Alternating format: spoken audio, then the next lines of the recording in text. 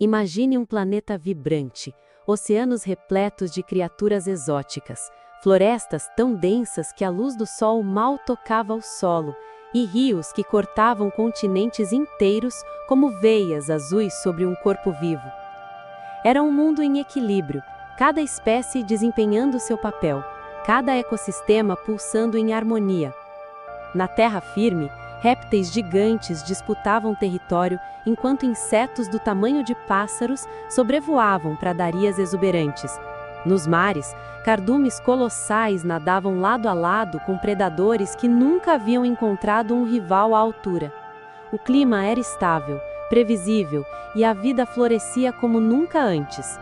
Mas essa era apenas a calmaria, antes de uma tempestade inimaginável.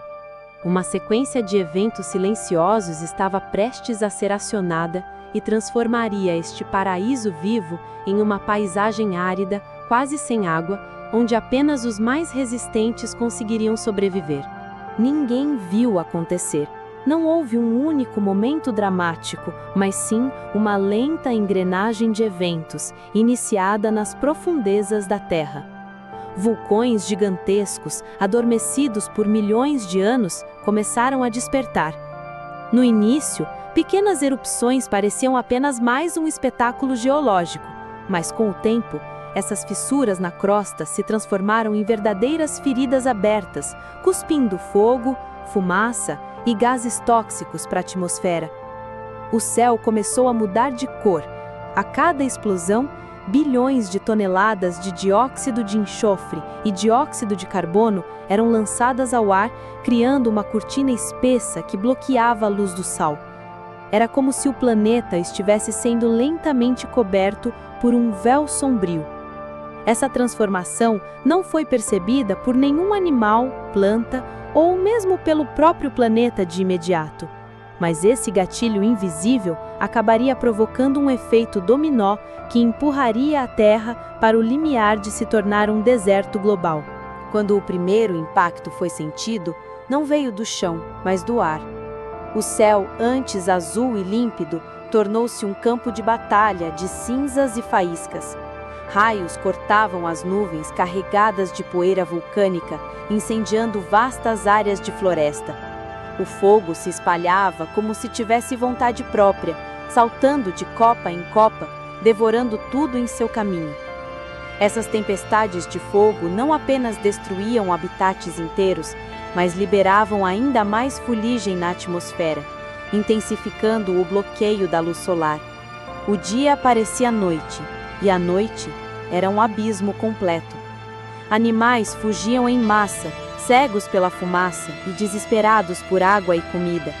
Rios antes cristalinos tornavam-se correntes negras, cheias de cinza e destroços. O planeta estava entrando numa espiral de destruição, e o pior ainda estava por vir: o frio. Como a luz do sol, bloqueada pelas nuvens de cinzas e fuligem, a temperatura global começou a despencar. O que antes eram estações regulares transformou-se em um inverno implacável, que parecia não ter fim. Geadas invadiam florestas, congelando plantas e rios, enquanto o solo antes fértil se tornava duro e estéril. As chuvas diminuíram drasticamente. Lagos e córregos secavam, deixando apenas leitos rachados e poeirentos. O ar rarefeito dificultava a respiração e espalhava doenças entre animais já enfraquecidos pela fome. Grandes herbívoros, incapazes de encontrar comida suficiente, começaram a definhar. Predadores, por sua vez, enfrentavam a mesma escassez. Não havia presas suficientes para sustentar seus enormes corpos. Neste cenário, apenas os seres mais adaptáveis conseguiram sobreviver. Criaturas pequenas, resistentes e oportunistas encontraram brechas, escondendo-se em cavernas, buracos no solo ou pequenas ilhas de vegetação que ainda resistiam ao frio. O planeta, antes vibrante, agora se transformava em um deserto mortal, um teste brutal de resistência e evolução. Enquanto a maioria das formas de vida sucumbia ao frio e à escassez, algumas espécies encontraram maneiras surpreendentes de resistir. Pequenos répteis se enterravam profundamente no solo, aproveitando o calor residual da terra para sobreviver. Plantas resistentes à seca mantinham suas sementes dormentes, aguardando o dia em que a vida pudesse renascer. Predadores oportunistas, muitas vezes menores que seus antecessores, aprendiam a explorar cada recurso restante. Insetos e pequenos mamíferos tornavam-se fontes cruciais de alimento, criando cadeias alimentares improvisadas. A adaptação rápida não era apenas vantajosa, era a única chance de escapar da extinção. Nesse ambiente inóspito, surgiam comportamentos inéditos, migrações em massa para regiões mais protegidas, refúgios subterrâneos, cooperação inesperada entre espécies, pequenas estratégias que determinariam quem viveria para ver a recuperação do planeta. O que parecia ser o fim, na verdade, era apenas o começo de uma nova era de oportunidades evolutivas, mas a Terra ainda não estava pronta para perdoar. À medida que os anos de inverno mortal se arrastavam, a água tornou-se o recurso mais precioso do planeta. Rios secaram completamente, lagos evaporaram e o solo antes fértil transformou-se em uma crosta rachada, dura como pedra.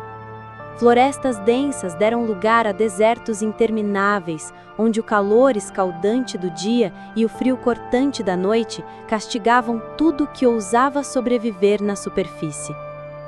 As paisagens eram desoladoras. Árvores carbonizadas surgiam como esqueletos negros no horizonte, e dunas de areia e poeira vulcânica cobriam vastas regiões. Os animais que antes migravam livremente ficaram confinados a pequenos oásis, lutando para encontrar alimento e abrigo. O planeta, que já foi um paraíso cheio de vida, agora se tornava um cenário de sobrevivência extrema, um verdadeiro deserto mortal, onde apenas os mais resistentes poderiam permanecer vivos. Enquanto alguns poucos sobreviventes se adaptavam, outras espécies simplesmente desapareciam, apagadas da história da Terra. Cada dia era uma batalha contra o calor, a falta de água e a fome, e cada refúgio temporário se tornava uma fortaleza de vida em um mundo quase morto. Depois de séculos de devastação, sinais de esperança começaram a surgir. Pequenos rios que ainda mantinham água começaram a fluir novamente, e nas margens desses refúgios, as primeiras plantas resistentes à aridez brotavam timidamente. Com elas, insetos pioneiros voltaram a colonizar o solo e, em seguida, pequenos vertebrados encontraram alimento e abrigo.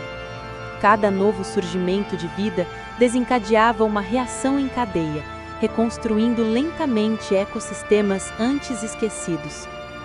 Os desertos começaram a ceder espaço a pradarias e savanas, enquanto a vegetação lentamente se espalhava, criando corredores de sobrevivência. Os sobreviventes, adaptados às condições extremas, tinham agora uma vantagem evolutiva. Sua resistência e capacidade de inovar lhes permitiam explorar nichos que antes eram dominados por espécies extintas.